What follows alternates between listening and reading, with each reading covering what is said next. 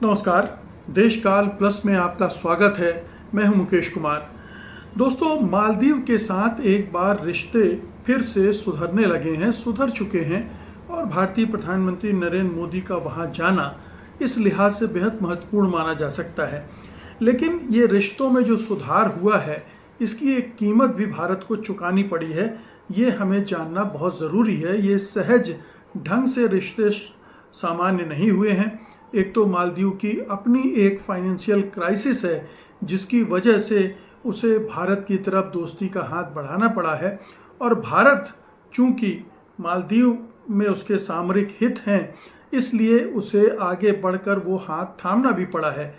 लेकिन इतना ही नहीं हुआ है, भारत को मालदीव की मदद के लिए आगे आना पड़ा है। उसको कई तरह से आर्थिक सहायता देनी पड़ी है, क्योंकि वहाँ जो फाइनेंशियल क्राइसिस है वो दिनों दिन गहराती जा रही थी। और जो वहाँ के प्रधानमंत्री मोइज़ो, वो चीन भी गए थे और चीन से भी उन्होंने मदद ली है। लेकिन चीन से जो मदद मिली वो नाकाफ़ी साबित हो रही थी और तब उन्होंने भारत की तरफ देखना शुरू किया, भारतीय प्रधानमंत्री को आमंत्रित किया। इसके पहले वो खुद भी दिल्ली आए थे। तो ये एक सिलसिला बन रहा था। और चूँकि मालदीव बहुत छोटा सा देश है, केवल 5 लाख के आसपास आबादी है, उसकी बहुत छोटी सी अर्थव्यवस्था है, तकरीबन $6 बिलियन की कुल मिलाकर उसकी जीडीपी है।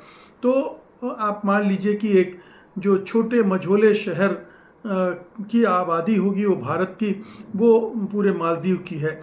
लेकिन मालदीव एक ऐसे लोकेशन पर है जिसका सामरिक महत्व बहुत ज़बरदस्त है और इसीलिए भारत और चीन दोनों की निगाहें उस पर हैं और वो वहाँ पर अपना एक वर्चस्व कायम करना चाहते हैं, अपना एक कहना चाहिए कि इस तरह से मुकाम रखना चाहते हैं ताकि कभी कोई सुरक्षा को लेकर ख़तरा भारत को ना हो और चीन उसका इस्तेमाल भारत के खिलाफ कर सके, इसलिए वो वहाँ पर दखल देता है। तो क्या फ़ायदा दिया है? वहाँ गए हैं प्रधानमंत्री तो बाकायदा एक बड़ी रकम 4,850 करोड़ रुपए के लोन की बात हुई है। लोन का ऐलान किया गया है, लोन सहायता का। यानी ये संबंध जो सुधरे हैं उसकी एक कीमत भारत ने इस तरह से चुकाई है कि एक बड़ा लोन मालदीव को दिया है। और इसके अलावा कुछ दूसरे जो डेवलपमेंट रिलेटेड प्रोजेक्ट्स हैं उनका भी वहाँ पर प्रधानमंत्री ने उद्घाटन भी किया है और आगे चलकर वो शेप लेंगे। तो दोनों देशों के संबंधों का सुधरना एक अच्छी बात है और इसका एहसास भारत को हुआ, ये और भी अच्छी बात है। मालदीव को तो होना ही था देर अबेर। हालांकि मोइज़ू भारत विरोध के आधार पर ही चुनकर आए थे। उन्होंने भारत को मालदीव से वापस जाने, उनके जो भी भारत के सैनिक थे उनको वापस खदेड़ने की बात की थी और इसी वजह से संबंध भी गड़बड़ाए थे। आपको याद होगा कि एक अभियान भी भारत में चल पड़ा था कि मालदीव मत जाइए, लक्षद्वीप जाइए, वो ज़्यादा हमारा खूबसूरत है।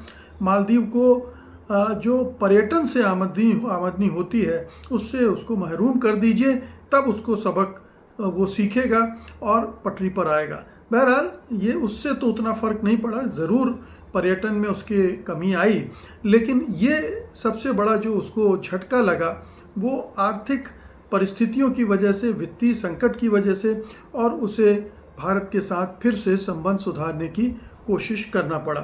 तो ये एक कहना चाहिए कि जो पड़ोसी देशों के साथ भारत के संबंध लगातार बिगड़ते जा रहे थे उसमें एक बदलाव आया है और ये एक अच्छी बात है भारत के लिहाज से।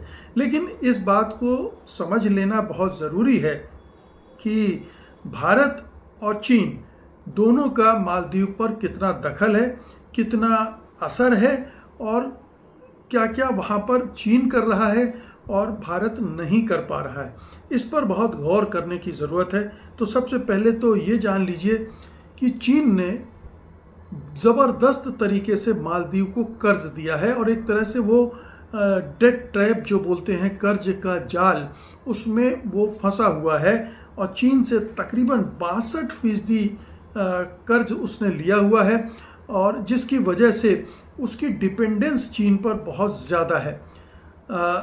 मोइज़ू ने जीतने के बाद, चुनाव जीतने के बाद, सत्ता में आने के बाद फिर से जब चीन गए थे वो, उसके बाद उन्होंने चीन के साथ एक सुरक्षा समझौता भी किया है। मालदीव चीन से BRI जो वन बेल्ट रोड इनिशिएटिव है चीन का, उसमें मालदीव हिस्सेदार है। ध्यान रखिए, भारत ने उसमें शामिल होने से मना कर दिया, लेकिन मालदीव उसमें शामिल है। तो एक और लिंक चीन की इस वजह से जुड़ती है। चीन ने सिनामाले ब्रिज और अन्य बुनियादी परियोजनाओं के लिए $1.4 बिलियन का ऋण दिया है। भारत ने करीब $5,000 करोड़ का ऋण दिया है और यहाँ $1.4 बिलियन का ऋण दिया है। आप समझ सकते हैं, ये मालदीव का जो कुल ऋण है उसका 20% है। तो ये एक फ़र्क है। दूसरा, मालदीव के साथ द्विपक्षीय जो व्यापार है वो $450 मिलियन से ज़्यादा का हो गया है और भारत का उसके मुकाबले एक पाँचवा हिस्सा भी नहीं है। हालांकि अब एक और समझौता होने जा रहा है जिससे भारत और मालदीव के बीच व्यापार के बढ़ने की संभावना ज़्यादा है। फिर एक और जो मालदीव है वो चीन के एक्सिम बैंक से उसने 530 मिलियन का जो ऋण है वो बकाया है और जिसकी वजह से मालदीव फंसा हुआ है और उससे निकल नहीं पा रहा है। तो ये तो वो है। एक और चीज़ समझ लीजिए कि चीन जो है पूरे हिंद महासागर में स्ट्रिंग ऑफ पर्ल्स की रणनीति पर काम कर रहा है। यानी बांग्लादेश से लेकर और मालदीव तक हर जगह जो बहुत प्रमुख बंदरगाह हैं वहाँ पर अपनी उपस्थिति मजबूत कर रहा है। श्रीलंका में किया, मालदीव में किया, बांग्लादेश में किया।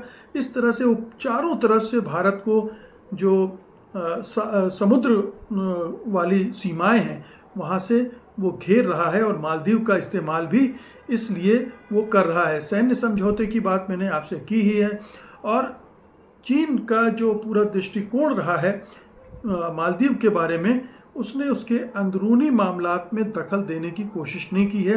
ये भारत की तरफ से होता रहा है और शायद मालदीव के साथ रिश्तों में बिगाड़ की एक बड़ी वजह ये थी कि भारत वहाँ के मामलों में दखल देने लगा था।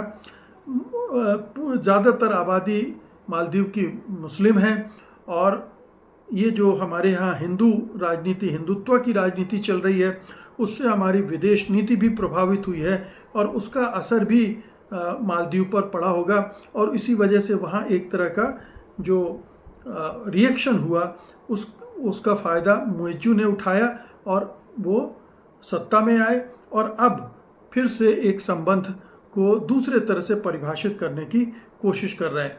तो कुल मिलाकर ये है कि भारत ने मालदीव से अपने रिश्ते थोड़ा सुधार लिए हैं, लेकिन उसकी एक कीमत चुकानी पड़ी है।